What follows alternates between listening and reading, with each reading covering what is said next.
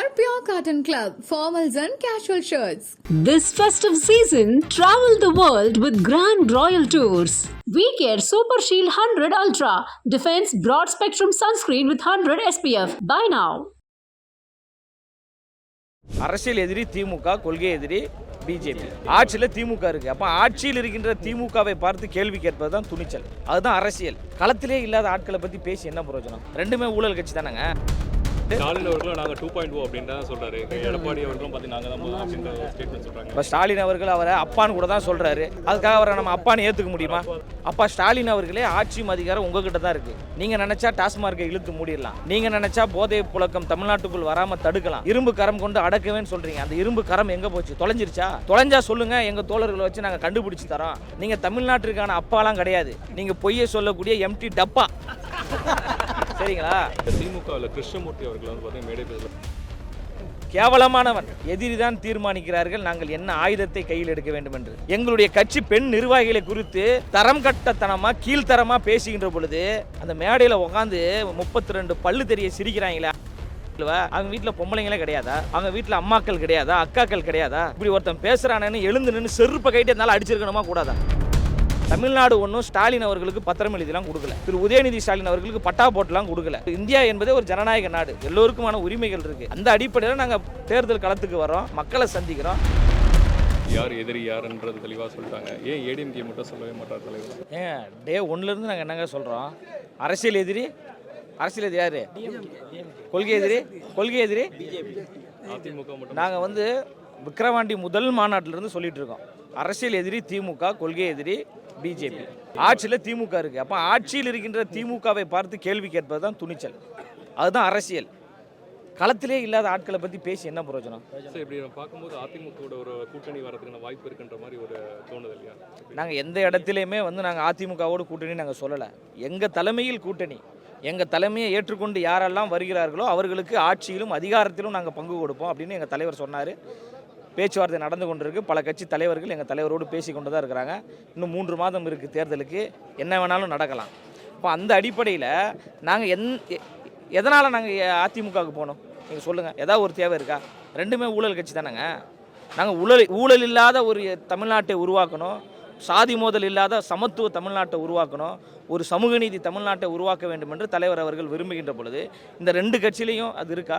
இல்லை, ஆரம்ப காலகட்டத்தில் வந்து அதிமுக தாவேக்கன்ற ஒரு பேச்சுவார்த்தை போயிடுச்சு அப்படின்னு அதனால தான் இந்த கேள்வி. ஏங்க, அது வந்து யூகத்தின் அடிப்படையில் சொல்லக்கூடிய ஒரு கேள்வி. அது வந்து கருத்து திணிப்பு.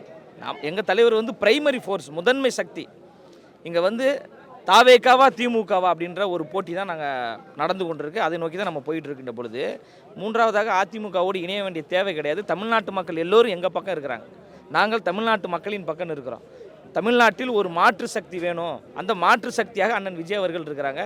ஒரு கரிஸ்மேட்டிக் லீடர், நிகழ்கால எம்ஜிஆராக வாழ்ந்து கொண்டிருக்கிறாரு. ஒரு 3 எழுத்து மந்திரம். எப்படி அண்ணா என்கின்ற 3 எழுத்து தமிழ்நாட்டில் புரட்சியை ஏற்படுத்தியதோ, எம்ஜிஆர் என்கின்ற 3 எழுத்து தமிழ்நாட்டில் எப்படி மிகப்பெரிய ஒரு எழுச்சியை ஏற்படுத்தியதோ, விஜய் என்கின்ற 3 எழுத்து தமிழ்நாட்டில் எழுச்சியையும் புரட்சியையும் ஏற்படுத்த போகுது.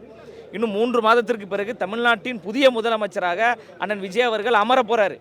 அதற்கான சூழல் உருவாகி கொண்டிருக்குது. ஸ்டாலின் அவர்களும் நாங்கள் 2.0 அப்படின்னு தான் சொல்றாரு. அப்படின்ற போது எடப்பாடி அவர்களும் பார்த்து நாங்கள் தான் முதல் அப்படின்ற ஸ்டேட்மெண்ட் சொல்றாங்க. இப்போ ஸ்டாலின் அவர்கள் அவரை அப்பான்னு கூட தான் சொல்றாரு. அதுக்காக அவரை நம்ம அப்பான்னு ஏற்றுக்க முடியுமா?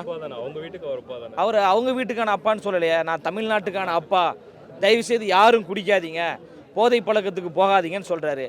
அப்பா ஸ்டாலின் அவர்களே ஆட்சியும் அதிகாரம் உங்ககிட்ட தான் இருக்குது. நீங்கள் நினச்சா டாஸ்மார்க்கை இழுத்து மூடிடலாம். நீங்கள் நினச்சா போதை புழக்கம் தமிழ்நாட்டுக்குள் வராமல் தடுக்கலாம். இரும்பு கரம் கொண்டு அடக்கவேன்னு சொல்கிறீங்க. அந்த இரும்பு கரம் எங்கே போச்சு? தொலைஞ்சிருச்சா? தொலைஞ்சா சொல்லுங்கள், எங்கள் தோழர்களை வச்சு நாங்கள் கண்டுபிடிச்சி தரோம். நீங்கள் தமிழ்நாட்டிற்கான அப்பாலாம் கிடையாது. நீங்கள் பொய்யை சொல்லக்கூடிய எம்டி டப்பா. சரிங்களா? அப்போ அப்படி இருக்கின்ற பொழுது அவர்களுக்கு வந்து பயத்தில் வளர்றாங்க. பயத்தில் எங்களுடைய வளர்ச்சியை பார்த்து பொறுத்து கொள்ள முடியாமல் அடக்குமுறையை செய்வது, ஒடுக்குமுறையை செய்வது, காவல்துறை வைத்து மிரட்டுவது, பொய் வழக்கு போடுவது, பேனரை கிழிப்பது, கொடியை ஏற்ற விடாமல் தடுப்பது, போஸ்டர் ஒட்ட விடாமல் தடுப்பது. சரி, இதெல்லாம் நீங்கள் பண்ணிடுவீங்க, தடுத்துருவீங்க. 8 கோடி மக்களுடைய இதயத்தில் எங்கள் இதய தலைவர் அண்ணன் விஜய் அவர்கள் இருக்கிறாரு. என்ன பண்ணுவீங்க? ஒவ்வொருத்தருடைய இதயத்தை போய் கிழிப்பீங்களா? கிழிச்சி போய் பார்த்து தடுப்பீங்களா?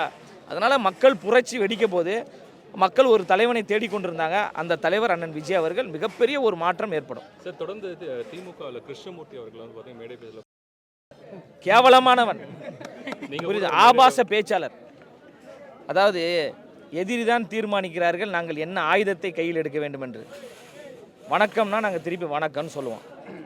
அன்பு அப்படின்னா அன்புன்னு சொல்லுவோம். வாடானா திருப்பி வாடாதான், போடானா திருப்பி போடாதான்.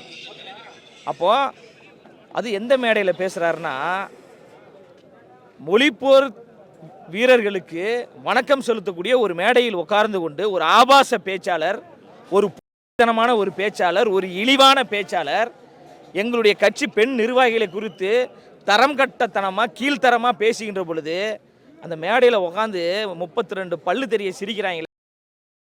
அவங்க வீட்டில் பொம்பளைங்களே கிடையாதா? அவங்க வீட்டில் அம்மாக்கள் கிடையாதா? அக்காக்கள் கிடையாதா? இப்படி ஒருத்தன் பேசுகிறானேன்னு எழுந்து நின்று செருப்பை கைட்டு இருந்தாலும் அடிச்சிருக்கணுமா கூடாதா? அந்த மொழிப்போர் வீரர்கள் உயிரோடு இருந்திருந்தாங்கன்னா காலில் இருக்கிற செருப்பை கைட்டி அந்த பேர் என்ன, சிவாஜி கிருஷ்ணமூர்த்தின்ற நபரை ஓட அடிச்சிருப்பாங்க.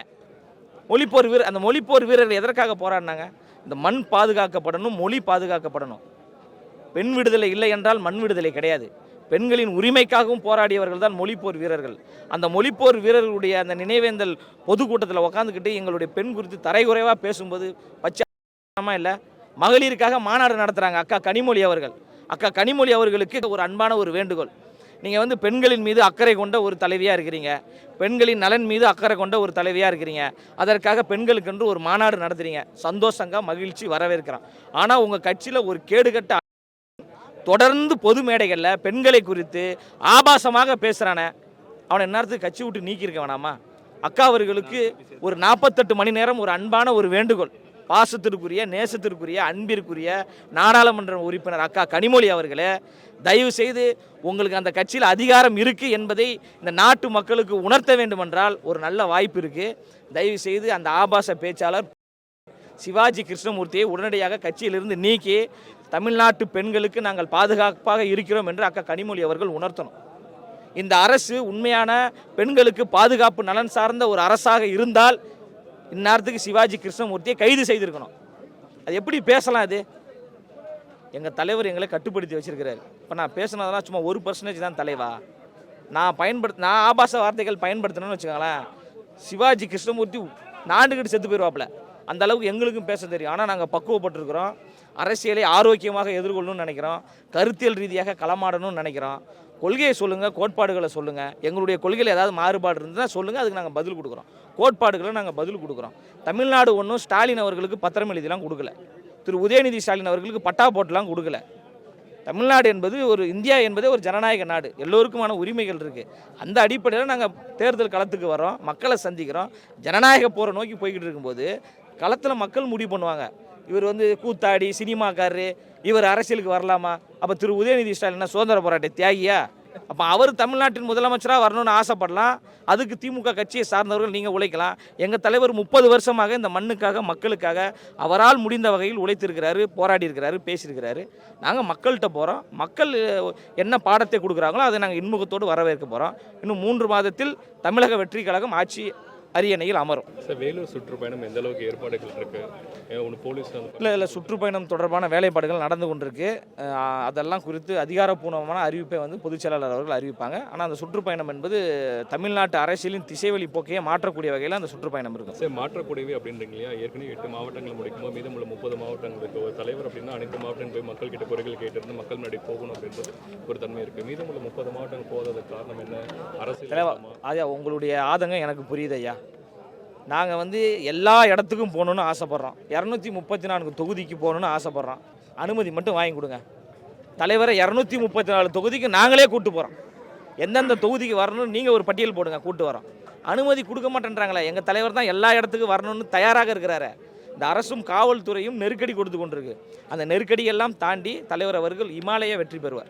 இறுதி கேள்வி, இப்போ தலைவர் அப்படின்னா ஒரு எம்ஜிஆர் எடுத்தால் கூட அந்த ரோட்டில் நடக்கும்போது மக்கள் ஆரவாரமாக கட்டி தழுவி அப்படின்ற இருக்கும். இன்னும் தலைவர் பார்த்தீங்கன்னா ஒரு வேற இதுவாக இருக்க வராரு போறாரு தவிர்த்து மக்களோட மக்களாக இன்னும் இறங்கி களத்தில் நிற்கல இல்லையா? அப்படிலாம் கிடையாதுங்க. மக்களோடு மக்களாக அவர் இல்லை அப்படின்னு சொல்கிறதே தவறுங்க. அப்படி கிடையாதுங்க. இப்போ தமிழக வெற்றி கழகத்தில் 1 கோடியை தாண்டி உறுப்பினர் சேர்க்கை நடந்திருக்கு. 1 கோடியை தாண்டிடுச்சு. அந்த 1 கோடி பேர் எதை நம்பி இந்த கட்சியில் இணைஞ்சாங்க? அவர் மக்களோடு மக்களாக இருந்ததால் தான் அவர் பின்னாடி இவ்வளோ பெரிய கூட்டம். அவர்கிட்ட கை கொடுக்கணும் அப்படின்ற ஒரு நார்மலாக ஒரு விஷயம் எதிர்பார்க்குறாங்க. அது தலைவர் அவர்கள் அதுதான் நான் சொல்கிறேன்ல, எங்களுக்கு அனுமதி வாங்கி கொடுங்கன்னு தான் சொல்கிறான். எங்கள் தலைவர் இந்த தெருவில் நடக்கணும்னு தான் ஆசைப்படுறாரு, பக்கத்து தெருவில் நடக்கணும்னு ஆசைப்படுறாரு, ரோட்டில் நடந்து போயிட்டு மக்களை சந்திக்கணும்னு ஆசைப்படுறாரு. கூட்டம் கட்டுக்கடங்காத கூட்டம் வரும். அந்த கூட்டத்தில் ஏதாவது ஒரு தள்ளுமுள்ளு ஏற்பட்டு ஒரு அசம்பாவிதம் நடந்துச்சா உடனே என்ன சொல்லுவீங்க? பாத்தியா இவர் சட்டத்திட்டங்களை மதிக்கலை, அதனால் இவ்வளோ பேர் இதாகிடுச்சு அப்படின்றீங்க. சரி, சட்டத்திட்டங்களை நம்ம மதித்து செயல்பட்டா பார்த்தீங்களா அவர் வெளியிலே வரமாட்டேன்றாரு, மக்களையே சந்திக்க மாட்டேன்றாரு. இது கேடுகட்ட உலகம் சாமி. இப்படி ஒன்று பேசும், அப்படி ஒன்று பேசும். தலைவருக்கு தெரியும் எந்த இடத்துல எதை பண்ணணும், எதை பேச வேண்டும் என்று தலைவர் அவர்களுக்கு தெரியும், மக்களுக்கும் அது தெரியும். அதனால தான் மக்கள் எங்கள் பின்னாடி நிற்கிறாங்க. சார், கடைசியாக ஒரு கேள்வி. இந்த ஜனநாயகன் படம் ஆக்சுவலாக கடைசி தலைவரோட கடைசி படம் இன்னும் வெளியே வரல, பல வழக்குகள் போட்டு முட்டுக்கட்டை போட்டிருக்கேன், எப்படி பார்க்குறீங்க? ஒரே வரியில் சொல்லிடுறேங்க, இன்னும் 1 மாதத்தில் ஜனநாயகம் படம் வெளியே வந்துச்சுன்னா தியேட்டரில் தளபதி நடித்த ஜனநாயகன் வரும். 3 மாதத்துக்கு பிறகு படம் வெளியில் வந்துச்சுன்னா தமிழ்நாட்டின் முதலமைச்சர் விஜய் நடித்த படம்னு வரும். இதுதான் நான் அந்த படத்துக்கு கொடுக்கக்கூடிய update. MCR Pure Cotton Club, formals and casual shirts. This festive season, travel the world with Grand Royal Tours. We care Super Shield 100 Ultra. Defense broad spectrum sunscreen with 100 SPF. Buy now.